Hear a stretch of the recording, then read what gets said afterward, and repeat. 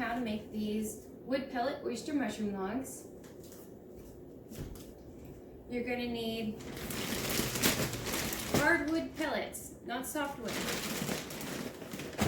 You're going to need oyster mushroom spawn, cup for scooping, cup for measuring, a spoon, gloves, disinfectant spray, bucket for water, bucket for your pellets, a scale, bags to make the logs, a perforator wheel, and we're going to begin by cleaning and sanitizing everything. I've already done this. Everything is cleaned. I even got an air purifier in the corner to tell me that the air quality is good in the room. And I've even gone as far as to disinfect the outside of the spawn bag. Everything. I'm going to start off by weighing my pellets. I've got this container on top of this scale.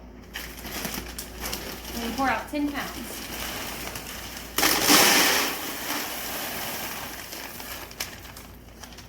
Now I'm going to weigh out 10 pounds of water. Got my bucket here on the scale, and I'm going to put cold water in here.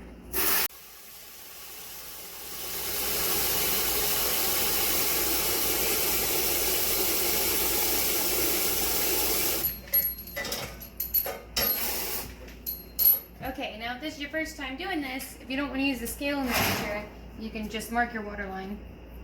And you can do that on your pellets too, on the pellet box. Now you're going to measure out 100 milliliters of 5% white vinegar.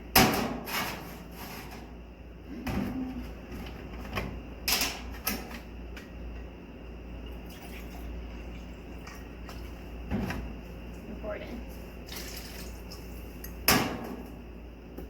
And give it a good stir. Now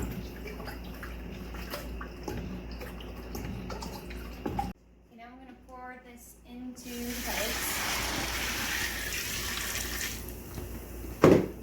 Put the lid on. Shake it up a bit. Make sure it's nice and evenly distributed. And then we're going to let this sit until the pellets are hydrated. So it's been a few hours and our pellets are done soaking. For more sensitive mushrooms like lion's mane, I'll let it sit overnight, 6 to 8 hours. But for oyster mushrooms, particularly phoenix oyster, pearl oyster, the mycelium is so aggressive you don't really have to wait. It's fine just to let it get hydrated and all the pellets expanded and you're ready to go. So this is my bag of grain spawn.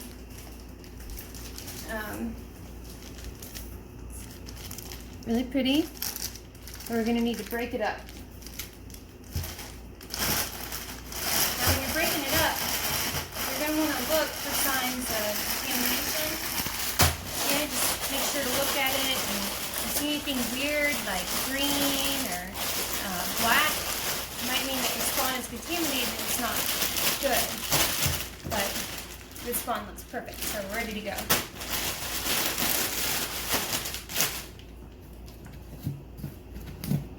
Now, these bags I got from Uline, but I've used those jumbo hefty bags that you can just buy in the grocery store and they work fine.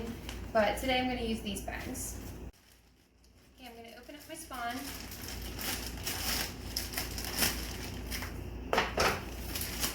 I'm going to put a little bit in the bottom of the bag. And then I'm going to get 2 scoops of pellets. Now it may seem a little dry, but I find that whenever it's in the colonization stage, this is better. And we're going to just soak them later.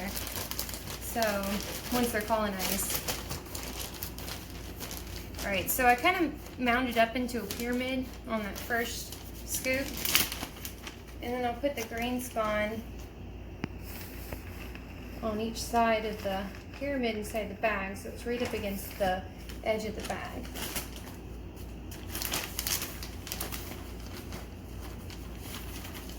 Okay, I'm going to add another 2 scoops.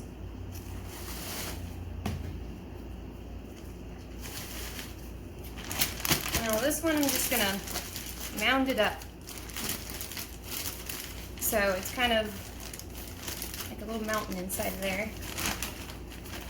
And then I'm gonna put the grain all around in a circle.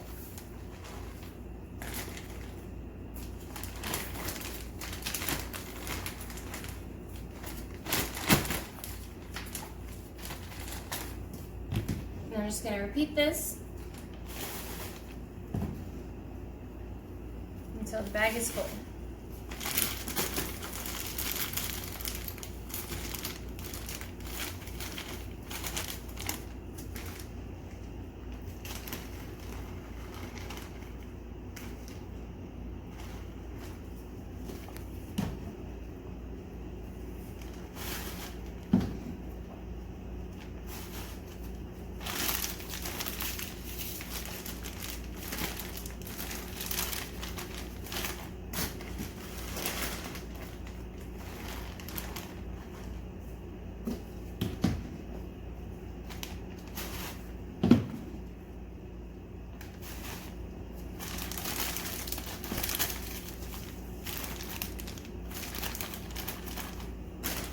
On the top layer, I put a little more. And I put some on top of the mountain.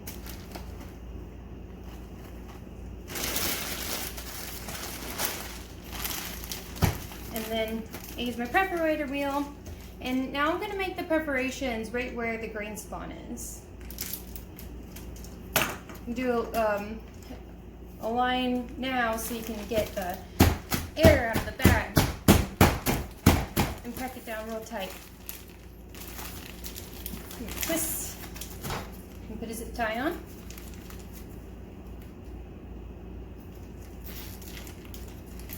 Make it as tight as possible because I don't want the mycelium trying to fruit inside the bag. Now I'm going to preparate along those circles of grain that I made with the mountains.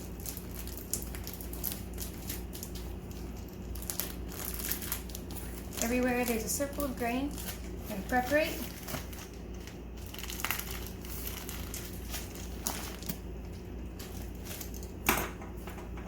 And then I'm going to label and date. This is a Phoenix oyster.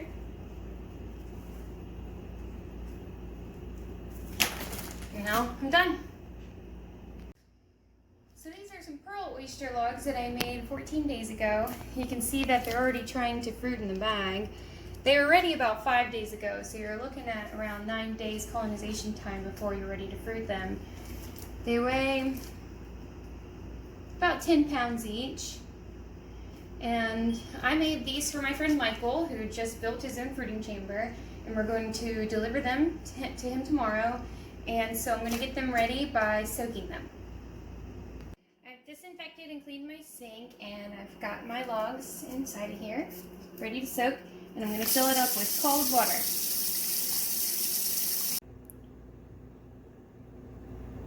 So it's the next morning, and my logs are done soaking. They've gained a couple pounds in water. Now I'm going to drain this and head over to Michael's farm.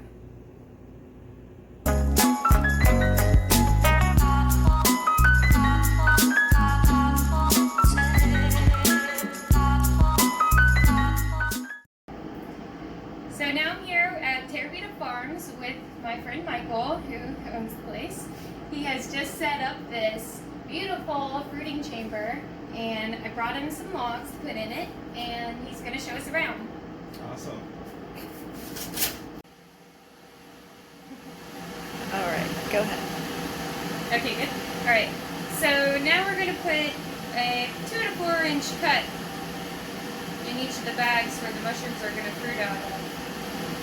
Just like that. With a clean razor too, you don't want to use anything dirty. And now they're ready to fruit. Do you want to show us your misting setup over here? Yeah, we have an intake coming in from outside, and it's going to a 4-inch inline fan. From the fan, it gets diverted into our 2 misters. We have our little disc misters in here, if you want to look in there. And the air blowing in blows all that mist out of our PVC pipe here. which delivers all that humid air up high. Humid air being heavier than, you know, other air. It falls down as it travels through the fruiting chamber and then has to rise up again to get exhausted through our other inline fan up at the top. And then we're actually hooked up to a chimney. So everything gets exhausted up and out through the roof. Oh, great job. Yeah, thank you. I'm excited to see this whole place filled up. Yeah, me too. I think we'll be able to produce a lot of mushrooms in here, just kind of keep them rotated, you know. Put them in here when they're pollinized and pinning and ready to go. Whenever they're done, pull them out, get fresh ones in here, let the old ones rest, fruit out the other ones, and just keep that cycle going.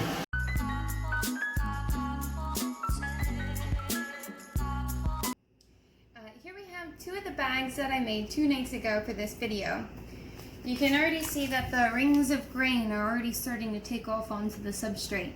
What's cool about using the perforator wheel along the rings of grain is that it gives really nice air exchange throughout the entire log. And this way I can make 40, 50, you know, however many pound logs I want, and it's going to colonize super fast because all the grain is getting nice airflow. Here's a log that I made that same night, and wow, it's almost completely colonized. And another good thing about this method with using the perforated air holes is that you can get the bag really tight to the substrate, and then you're not getting any huge chunks of mycelium on the inside that's going to make your fruiting body less heavy. So I'll give you another update in a couple days.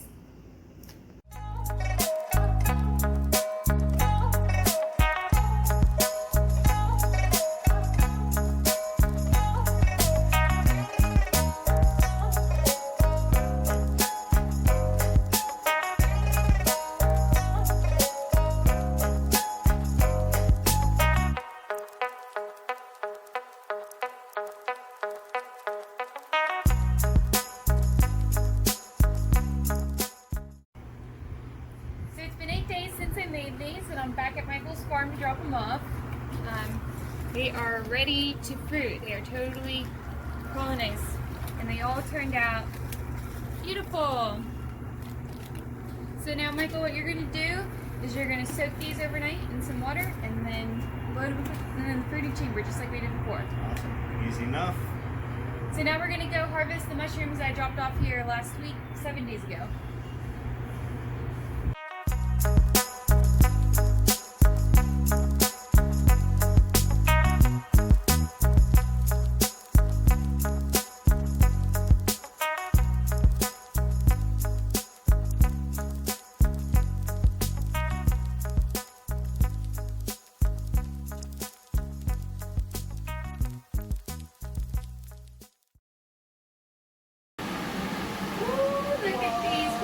Mushrooms. Humongo. They're huge. Okay, let's see how much these weigh.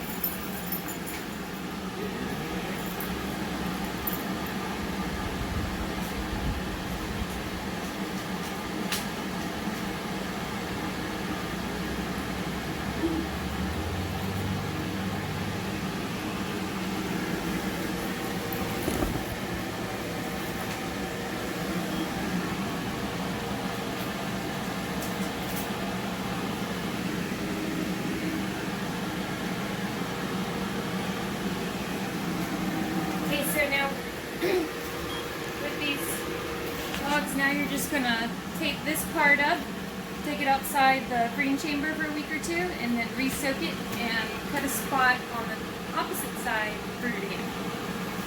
Let's look at these. Woo! Woo! Look at these, they're gorgeous. Beauts.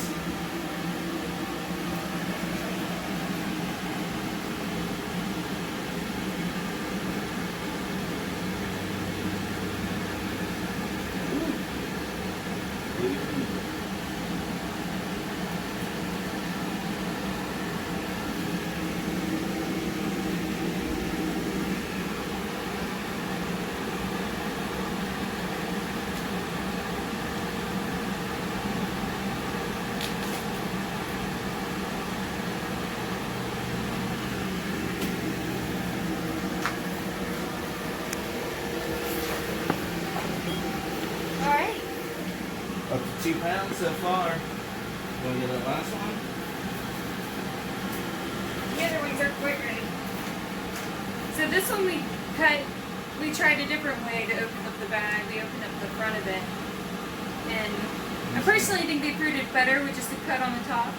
I did too. Because A these little bit had more uniformly anyways. Yeah, these had a few pins that ended up aborting. But they still look good.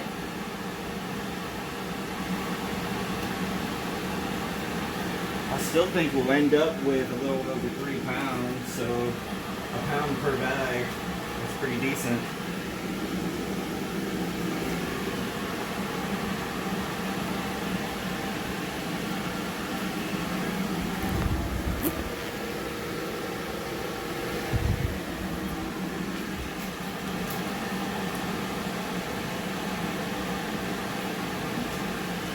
Alright. And these are a little too young. These will probably be ready in 2 or 3 days. Great. Definitely. Hey, thank you, Michael. No problem, Amber. Have a good day.